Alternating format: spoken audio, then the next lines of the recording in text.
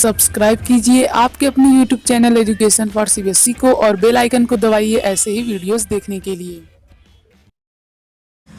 तो आ गए हैं आप तो प्यारे बच्चों, आज की वीडियो हम लोग बात करने वाले हैं क्लास 6 इंग्लिश का पोएट्री सेक्शन का चैप्टर जिसका नाम है द काइट। ठीक प्यारे बच्चों, तो चलिए इसे शुरू करते हैं।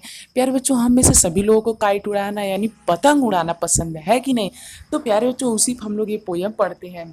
देखिए, how bright on the blue is a kite when it's new.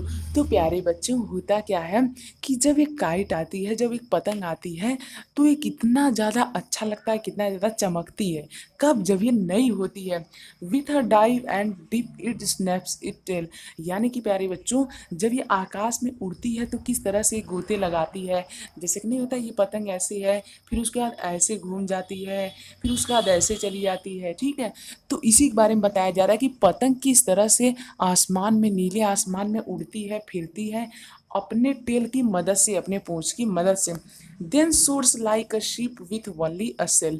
उसके बाद प्यारे बच्चों, जिस प्रकार से एक सेल, कभी कभी होता है कि जब आप लोग पतंग उड़ाते हैं, यदि आप लोग उड़ाते होंगे तो आपको पता होगा, जो प्यारे बच्चों पतंग होती है वो ऐसे ही चढ़ती चली जाती है, चढ़ती चली जाती है, एकदम सीधे हो जाती है, मतलब कि एकदम सिंपल ऐसे सीधे भागती है। प्यारे बच्चों, कभी कभी होता है ना, तो जब वो ऐसे जाती है प्यारे बच्चों, तो उसी को यहाँ आप कहना चाह रहे हैं कि वो एकदम एक ऐसे शिप की तरह क्या करती है, दहाड़ते हुए सीधे बढ़ती चली जाती है।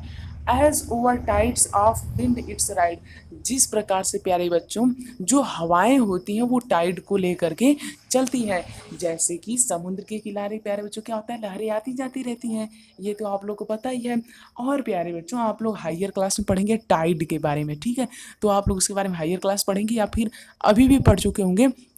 तो प्यारे बच्चों, जो टाइड होती है वो दिन में एक बार आती है और रात में भी एक बार आती है। तो प्यारे बच्चों, जो टाइड होती है उसके ऊपर जिस प्रकार से हवा चलती है, उसी प्रकार से हमारी पतंग भी क्या करती है, दहाड़ते हुए शिप की तरह, जहाज की तरह आगे बढ़ती है। Climb to crest of gust and pull. और प्यारे बच्चों, क्रेस्ट मतलब जानते हैं? देखिए, मैं आप लोग बताता हूँ प्यारे बच्चों, बहुत ही ध्यान से। प्यारे बच्चों, जो पर्वत होते हैं, इनका जो ऊपर वाला पार्ट होता है, इसे हम लोग कहते हैं क्रेस्ट, ये वाला पार्ट, ये इस वाले पार्ट को हम लोग क्या कहते हैं, क्रेस्ट कहते हैं। प्यारे बच्चों, जैसे कि ये हमारा पर्वत है, ठीक है, तो ये वाला पार्ट क्या हो गया, ये वाला पार्ट हमारा क्रेस्ट हो गया, सबसे ऊपर वाला। तब प्यारे बच्चों, यहीं पे कहना चाहते हैं climbs to crest of gust and pulls. जिस प्रकार से प्यारे बच्चों, कोई जो आदमी जो होता है, वो जब इस पर्वत पे चढ़ता है तो कैसा उसे महसूस होता है, एकदम शानदार। उसी प्रकार से पतंग को भी महसूस होता है जब वो एकदम ऊपर पहुंच जाती है, यानी कि सबसे ऊंचाई पे पहुंच जाती है, और उसे जब कोई ऐसे खींचता है, मतलब पतंग को पीछे एक बार खींचते हैं ना, तो वही वाली बात। Then seems to rest as wind falls. और उसके बाद यार बच्चों, जैसे ही हवा चली जाती है तो पतंग उड़ती है, नहीं उड़ती है, तो वो क्या करती है, जैसे आराम करती है, ठीक। When string goes slack your you wind it's back. मतलब कि प्यारे बच्चों, जब हमारी स्ट्रिंग यानी जब हमारा जो धागा होता है वो ढीला पड़ जाता है, तो हम क्या करते हैं, हम फिर से उसे उसमें एक तरह से हवा भरते हैं। जैसे हम लोग अपने हाथ को कैसे करते हैं, ऐसे से खींचते हैं कि नहीं अपने पतंग को। मान लीजिए डोर है पतंग की आपके हाथ में है, तो इस डोर को हम लोग अपनी तरफ खींचते हैं, अपनी तरफ खींचते हैं, ताकि वो क्या क्या रह सके, टाइट रह सके, क्योंकि अगर डोर ढीली हो गई तो पतंग गिर जाएगी, ठीक है। And run until a new breeze blow. और तब तक हम लोग ऐसा करते रहते हैं जब तक कि एक नई हवा न बहे। And its wings fill up it goes. और इसके बाद फिर से जब हवा आती है तो इसका जो उड़ान होती है फिर से बढ़ती है, फिर से आसमान में जाती है, ठीक है।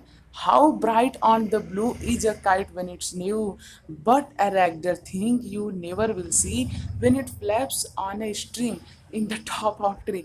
प्यारे बच्चों, क्या होता है कि बताते हैं कि जब नई पतंग आती है तो जब नीली नई पतंग आती है तो कितनी शानदार तरीके से चमकती है और कितना अच्छा लगता है।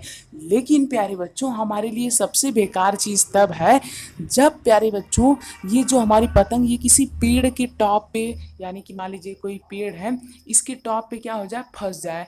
कोई पतंग प्यारे बच्चों पेड़ पे नहीं फंस जाती है, तो वही कहते हैं वो हमें सबसे ज़्यादा बुरा लगता है। तो प्यारे बच्चों इस चैप्टर हमने क्या देखा, इस चैप्टर हमने देखा काइट के बारे में, जो पतंग होती है वो किस तरह से बिहेव करती है, ठीक है, उसी के बारे में हमने देखा।